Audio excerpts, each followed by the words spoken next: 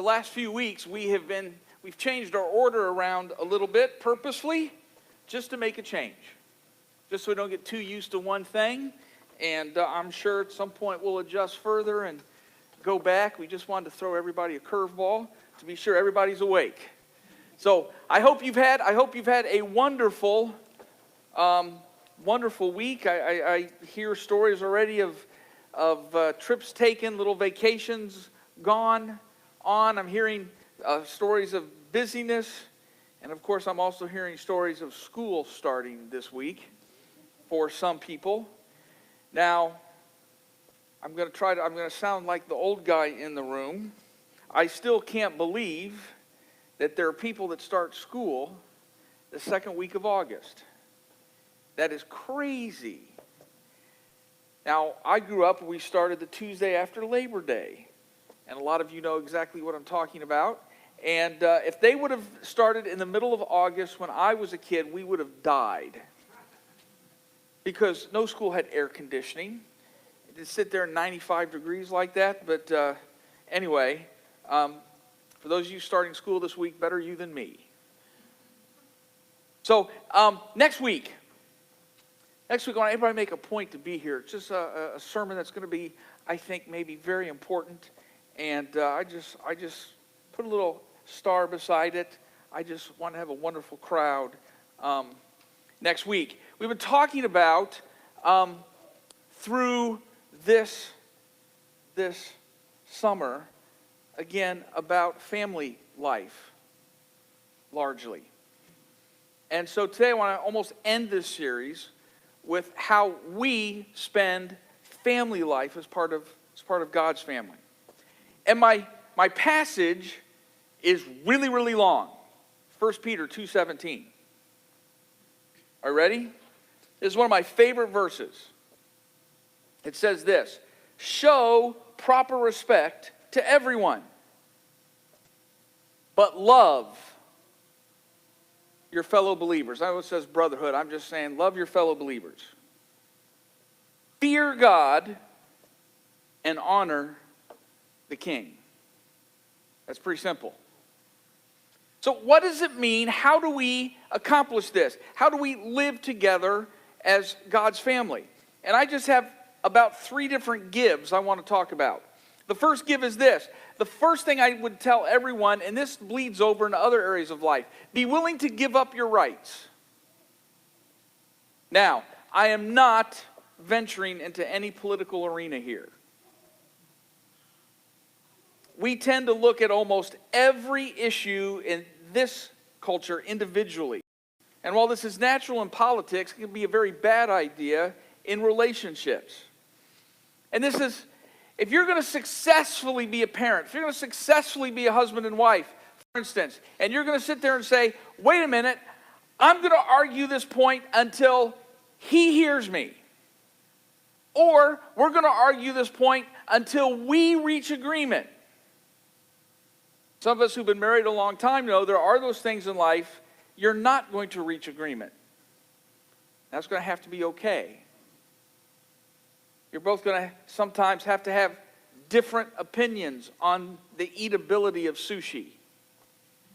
Or different opinions on a whole variety of things.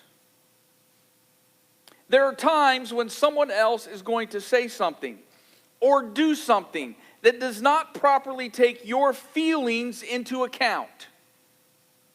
And I'm talking about your spouse or kids, your boss, the other driver on 294. And then my question is, how are you going to respond?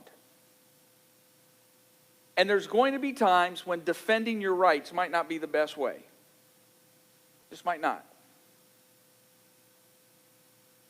Sometimes, if you defend your rights while you're driving, they will end up charging you for road rage later.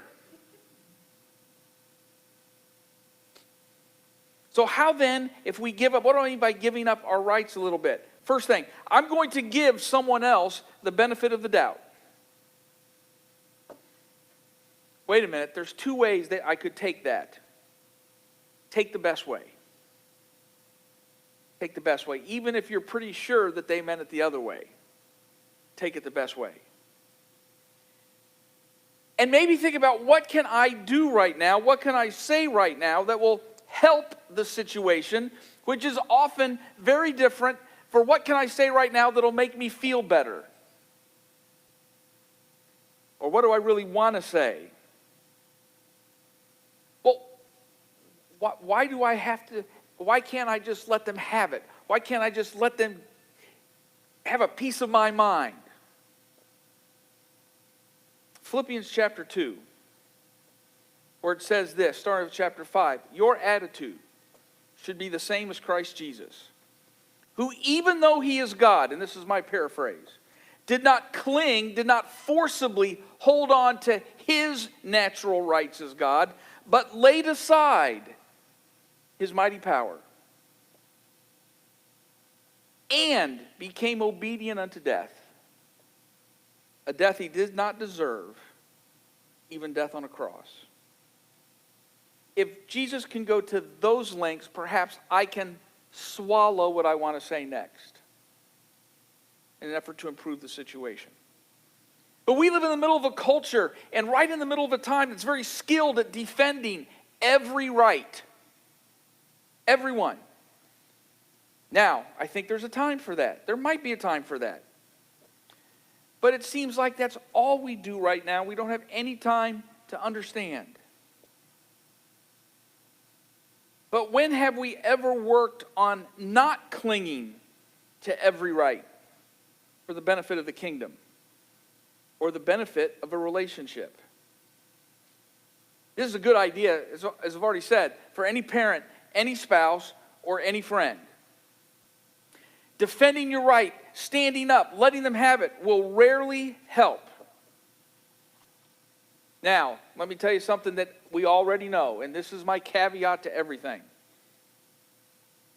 There are sometimes people, I know this is a shocker to some of you, there are sometimes people who are committed to dominating every conversation and alienating every single person that they meet.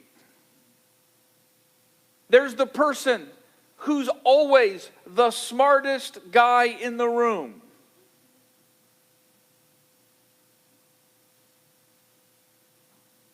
None of those steps will usually ever help.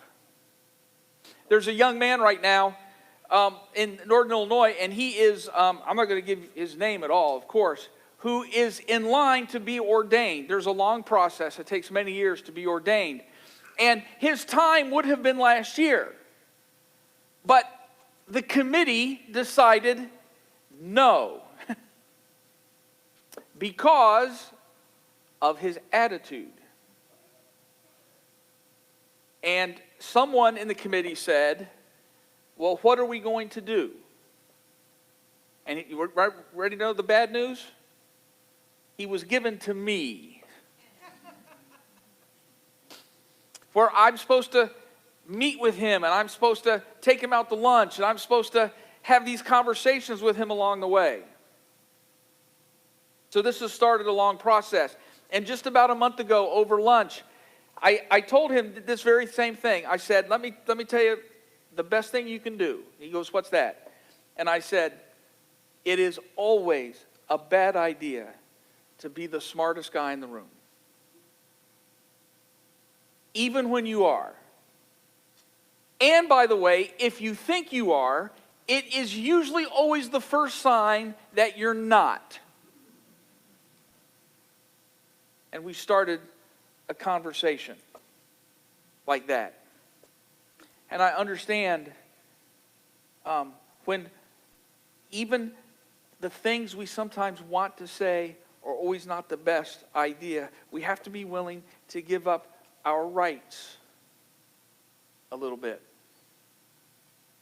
I think the second thing we have to do is be willing to give of our resources. Now, I say that, everybody naturally goes to money. Yes, we'll have an offering later, we'll accept your money. But I'm not talking about money or even mainly about money. Let me ask something else. What are your talents? What is it that you do well? all of you do something extraordinarily well, better than someone else.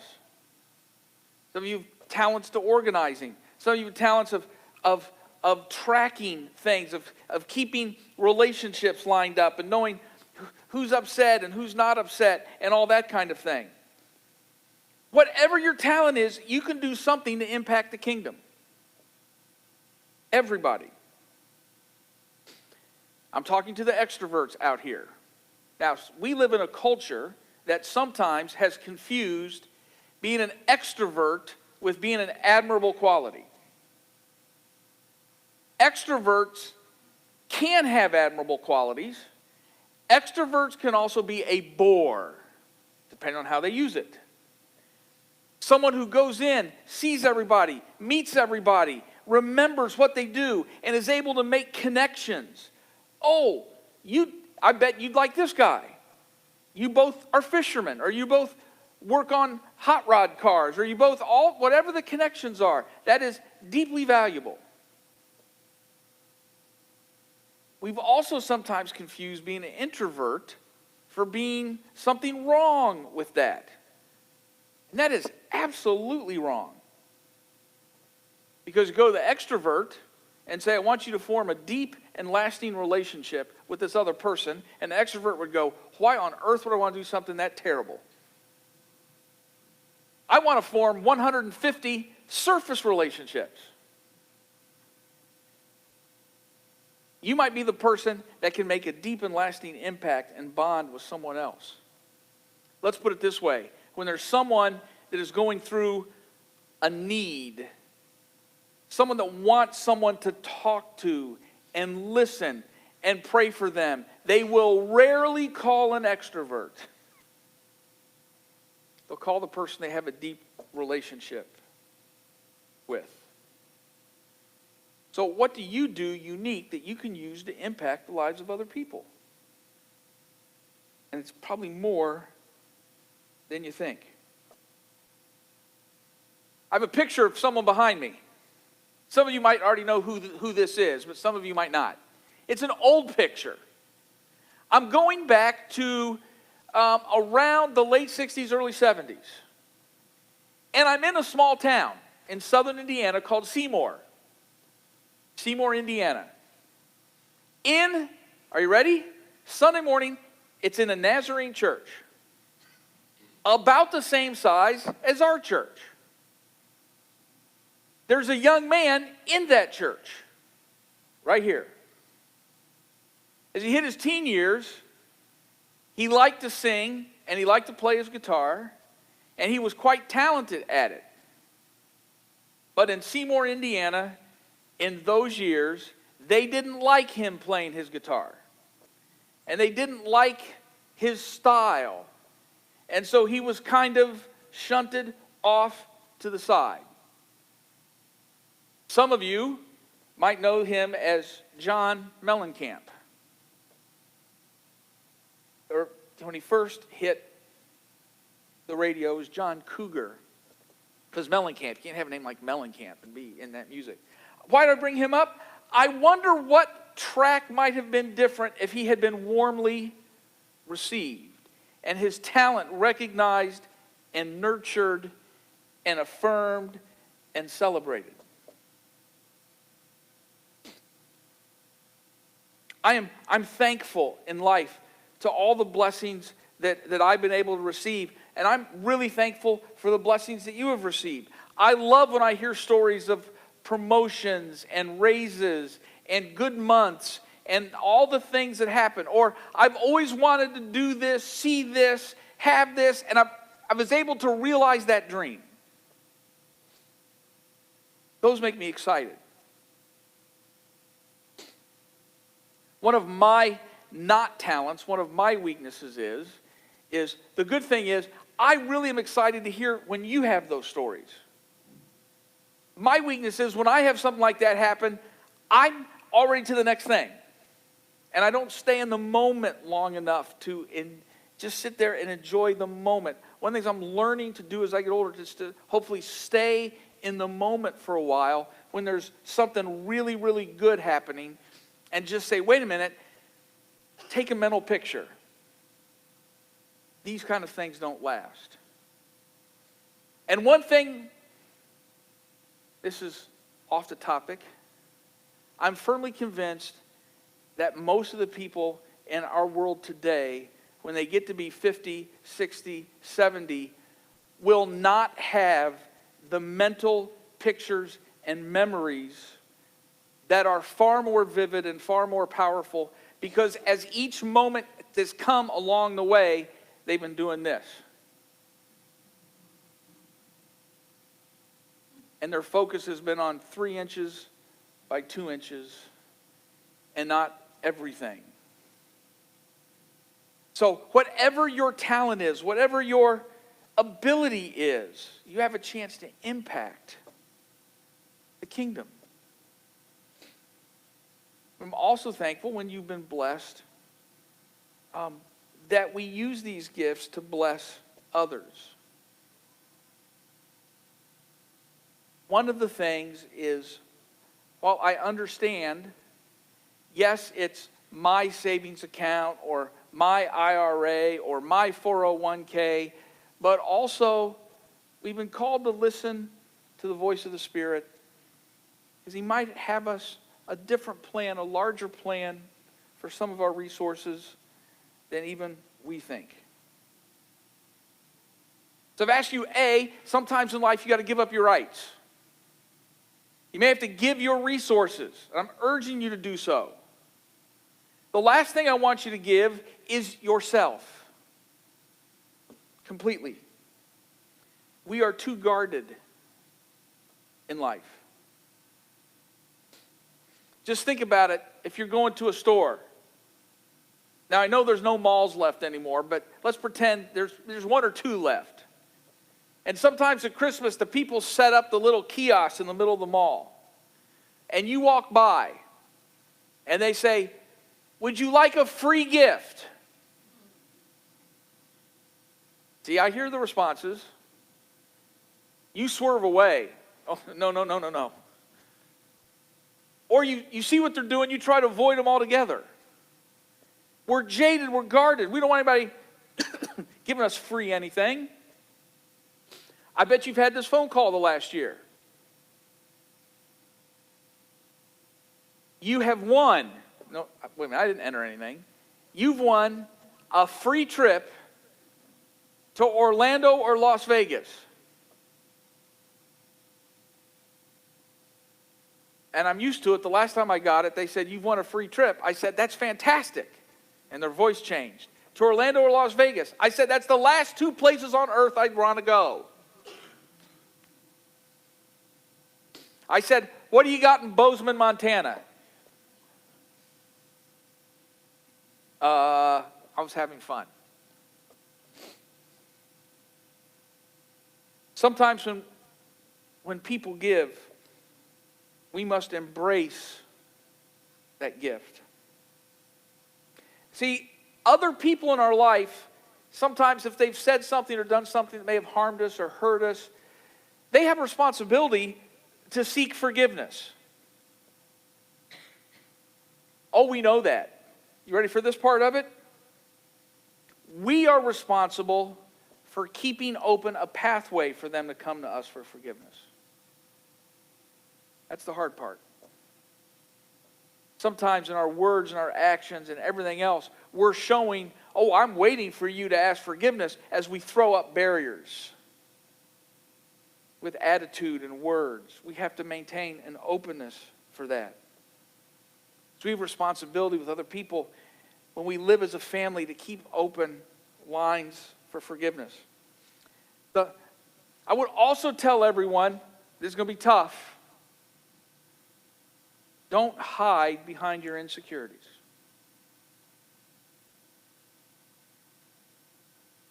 Sometimes we don't like the way the week has gone. We don't like the way we look. We don't like this. We don't like what we do for a living. We don't like a whole bunch of stuff. So we use that as an excuse to pull back. I've said this before. There's very little in life that you isolating yourself will not make worse. And that's the first thing we want to do sometimes, is go in our cocoon. Not much good can happen there. Here's something about your insecurities. If they're out in the open, they can't hurt you. If I'm admitting I don't have anything to hide, if I'm admitting and you bringing up my past, if I'm desperately hiding my past, oh, I used to be an alcoholic, oh, I don't want anybody to find out, and then someone finds out, now I'm hurt. Or I feel desperately embarrassed or whatever. But if that's been out in the open, that can't hurt me. Yeah, absolutely. Used to be. What do you have next? Used to be.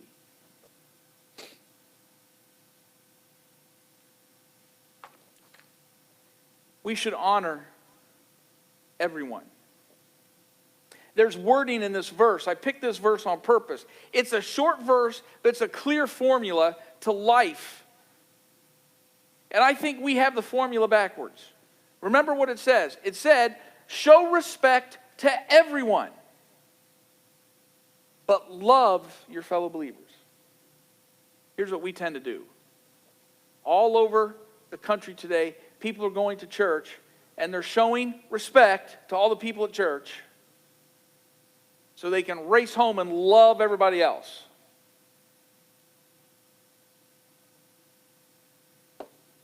We need to love each other. I was hearing news of the camp out, those that camped out. And when I spent some time with them Friday night, and I met some of the people that were in adjoining campground spaces. And actually, I met their pit bull. It's friendly, very friendly, very friendly. I like pit bulls. I went and played with the dog. He even licked me in the face. I'm trusting the dog. Dog was happy to see me. Dog's more happy to see me than most people are. And but I also found out, hey, there's a high potential these people might be noisy till late in the night. And I guess that they were. We all live in places where sometimes we come from places that have been damaging. We have parents who didn't love each other or mistreated us, created an environment that wasn't healthy or good. We work in places that devalue us daily. We have friends who put us down. We go in the mirror, and even though it's look perfectly wonderful and fine, we fixate on the one thing that we don't like. Most people in life were born with perfectly round heads. Mine is square. I don't know how that happened, but it happened. And then I understand it. Jay Leno and our chins were separated at birth. I don't know why that happened. I get it. I see the same things. And we fixate. What if we really turned this place into a place when people walked into the door, all they felt was mercy and grace and love? We're called to create that kind of atmosphere. I heard a long discussion, and I'm not sure this is 100% true, but I'm pretty convinced there's a lot of percentage of it that's true. One of the primary predictors of someone becoming addicted is not so much the substance, it's their isolation.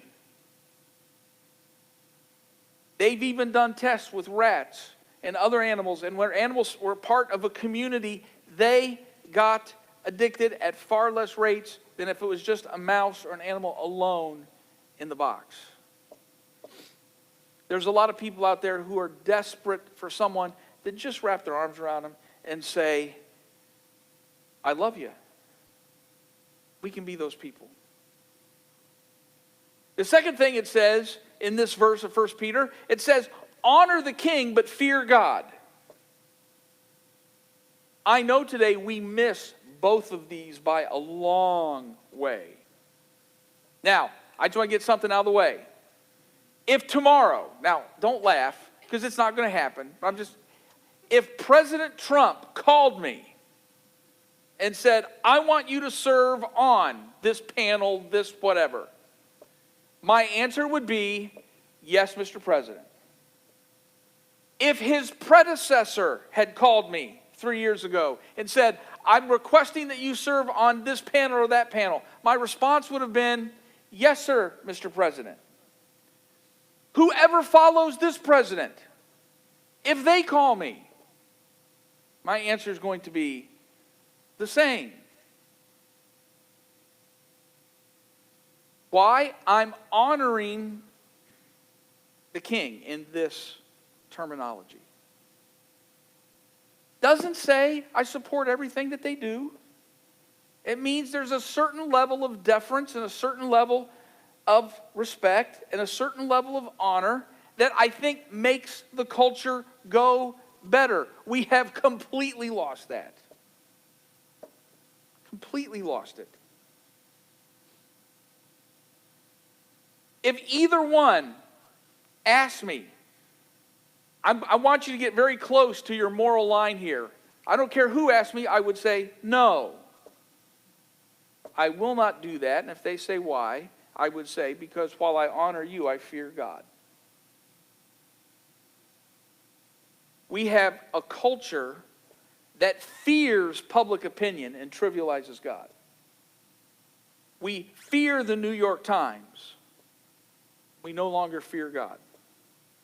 We are lost, truly, truly lost in a new way. And so in response, I say we need to be completely and wholly devoted to God. We live in the day of a casual following. That's why this is up there. Here's how we follow. We click a button. I like it. There's a kitten playing the piano. Like. Oh, you have some kind of glazed chicken over risotto. I like. We observe from a safe distance. In fact, we observe from a safer distance now than ever before.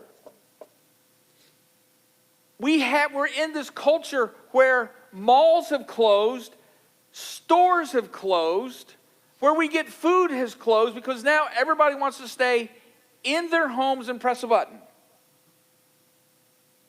Now, I understand it. But we live in a day of increasing isolation.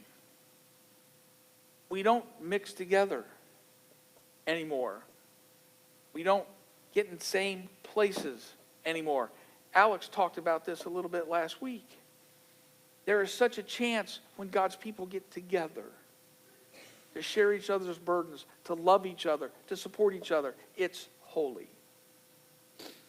In this day of casual following. Let me also tell you the truth. Ready for the truth? Making an impact in anybody's life involves risk. Anything worthwhile demands a risk. As people here know, sometimes you can be working out and separate a muscle from a tendon. That doesn't mean you don't exercise. I have tendonitis, I have for the last 2.5 months, in my left knee. And they tell me what you got to do is stay off of it. No, I'm not going to do that. Because if I stay off of it, by the time the tendonitis is better, I now weigh 385 pounds. And the first time I walk across the room, the tendonitis will be back. So I'm going to continue to do some things I love. Relationships demand a risk. You get involved in the life of someone else, you will eventually get hurt. Someone will say something insensitive.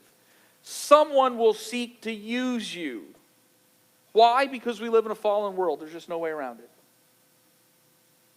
But this is a better life than one if we stay completely protected, completely uninvolved, and never extending our own heart. In the other room today, just outside with Michelle is Mabel. Now, Mabel's a joy. She's not 3 yet, though, or even quite 2, nor is she 13. And I'm imagining at some point down the line, there'll be a risk of something happening, and where the response might be, I hate you, Grandpa. Might happen. I can't imagine that happening because I'm the grandpa who will not say no. At least that's my role right now. It's my role right now. We do it not because we gain a reward. We do it not because there's no risk. We do it because our attitude should be the same as Jesus Christ, who being in the very nature God, did not consider equality with God as something to be gained, but he laid aside his mighty power and became obedient unto death, even death on a cross. Our attitude should be the exact same way. And if we do, we change a world.